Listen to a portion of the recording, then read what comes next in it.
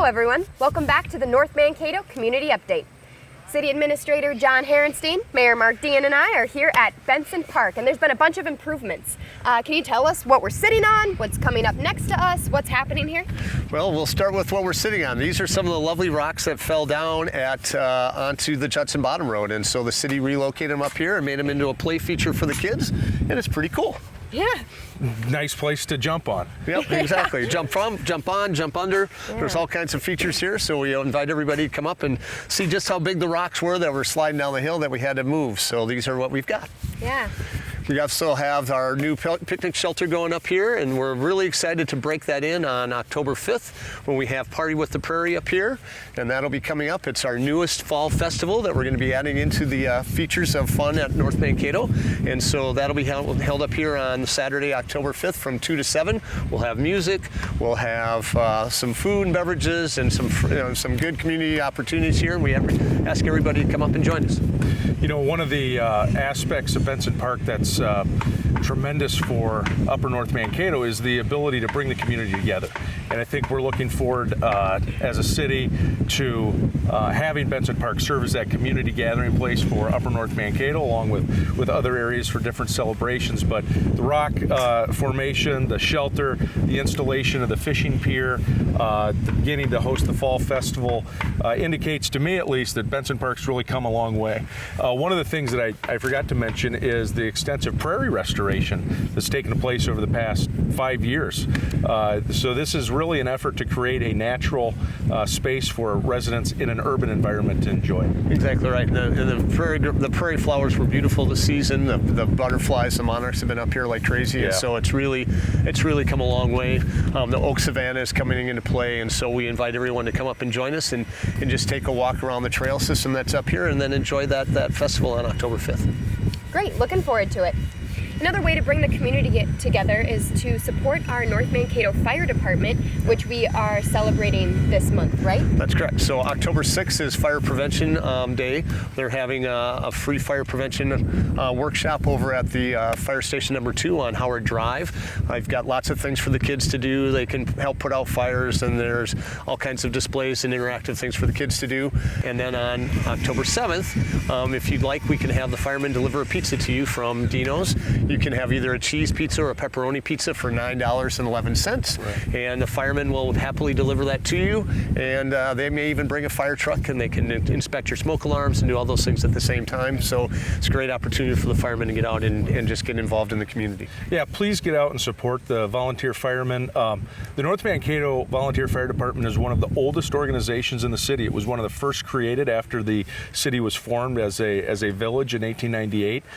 In addition, I can assure the residents that we have such a quality leadership team in place. Want to really recognize Fire Chief Rich Inman and all the assistant chiefs, Dan Giefer, Jim Zwaska, Corey Sletton, just providing a fabulous leadership team, real professional service at a huge savings to the taxpayer. With our 20 to 25 volunteer firemen responding, they train each month. They come if the alarm rings. You can be comforted that you're being provided a top-notch fire service, and probably one of the best fire services in the state of Minnesota for part-time delivery. Exactly right. Or volunteer delivery. Exactly right. And then the end of the month, again for the firemen, there is the Dad's Belgian Waffle Feed. That is Sunday, October 27th, and it runs from 8 till noon. And that's also at Fire Station number 2. We ask everyone to come up and join them for a great breakfast. If you haven't been there, Dad's Belgian Waffles are top-notch, and the firemen will be up there and doing that. And you can check out the fire station again. Check out, to John's point, we've got one of the oldest volunteer departments in the state, and we have our original 1925 REO Speedwagon fire truck that I get to ride around in at the parade, but it's up at the station. You can check that out. It's really a classic. Right. So eating Belgian waffles keeps your taxes lower. Exactly right. There you go. Awesome. Well, we'll make sure that we advertise about it on our social media and make sure that everybody knows what's going on, and that way you can support the fire department. Anything else that residents need to know about updates for October? Well, fall drop-off is another event that we always have. That's going to run from October 11th to the 13th down at the street department on Webster Avenue.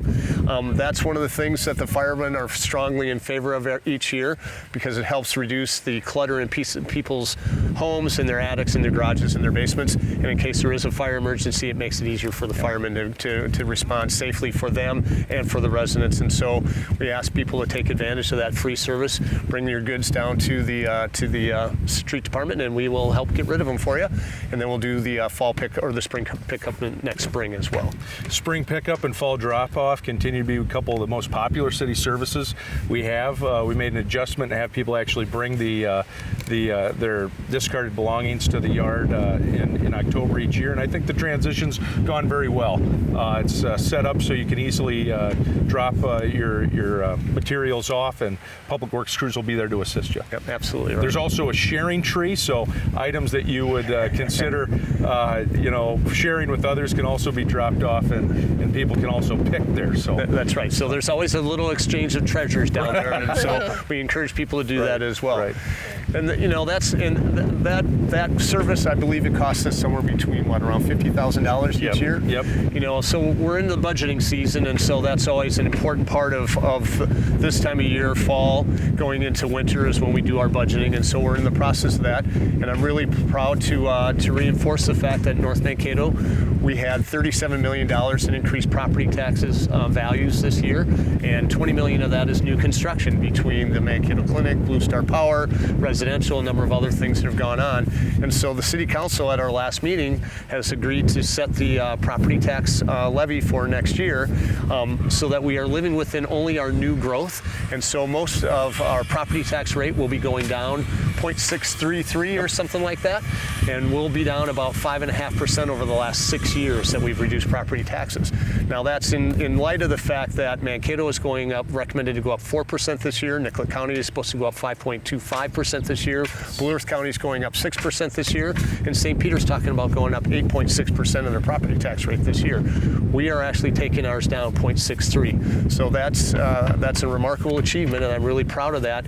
And I thank the council and the staff for being able to figure out how we're continuing to live within our means and within the growth that we're experiencing, and really continue to do the best we can for our citizens as good stewards of the tax dollars they're providing us. Well, I think it's been great discipline on part of the governing body, looking out for the taxpayer while also investing in assets like we're sitting at today. Exactly right.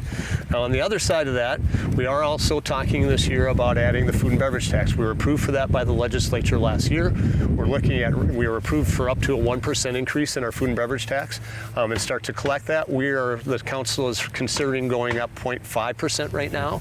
And I had, as part of our membership with GMG, I had John Considine, their informatics officer, do some number crunching on that. And so for the average North Mankato family, which is 2.38 people, they spend about $3,200 a year in food away from home on average. And that translates at a 0.05% food and beverage tax increase. That would cost each family of 2.38 people $16 for a year, but that will raise $50,000 from North Mankato restaurants, including the city of North Mankato collecting those dollars at Caswell Park itself, where we are expecting to see our guests and our visitors. And so we'll be able to generate $50,000 a year and use that for the operation of Caswell Park. If we choose not to do the food and beverage tax, we would have to raise the property tax rate by 0.5% to try and recapture that $50,000. So this way it's a user fee, we get our food, we get our guests and our visitors, and it's not a regressive property tax increase, which is what we've been working very diligently to avoid. And so I'm really in favor of doing this food and beverage tax, and I hope everyone will support that. Two other things to mention. There's a great overview of the benefit of the food and beverage tax. One is North Mankato is going to be one of only 7 cities in the state of Minnesota that has been bestowed by the state legislature the privilege of having this revenue source as an alternative to property tax. And that's linked to the Caswell Park's reputation as a statewide asset, a statewide regional destination for tourism, deserving of a diversified revenue source, not typical across every city in Minnesota, because it's serving a broader regional and statewide purpose. And so we can really celebrate the fact that we've been granted this alternative revenue source by the state of Minnesota. Exactly right. So, and with that, we've got a softball tournament coming up. The season at Caswell continues on, and we're looking forward to continued good things up there. So everything seems to be percolating really well. So I'm really pleased with that. I think, though, one of the biggest things people are still interested in, we're looking at wrapping up Commerce Drive fairly soon. Right. They're on the west end. That should transition fairly quickly relative to the east. It's a lot simpler project, and we're still hoping to have that wrapped up within the next 2, 3, 4 weeks, depending on the weather. Yep. The one thing that won't be finished this year, a couple of the art sculptures will be installed later this spring. Some of the kiosk elements of the kiosks will also wait till next spring, but you will see some of those beautification efforts this fall. The access points that are along at least the eastern side have really made dramatic improvements in traffic flow up there already, and I can't wait to have that project done. Yep. All right. Well, thank you guys so much for being here. We invite you to come out to Benson Park and check it out before winter sets in, and especially at our Party on the Prairie on October 5th. If you want more information about that event or anything else we talked about today, you can check out our website and our social media accounts. Thank you guys for being here. Thank you. Have a great day. Thanks, Anna. Have a great day. Thanks for joining us. Don't forget to follow us on Facebook, Instagram, and Twitter.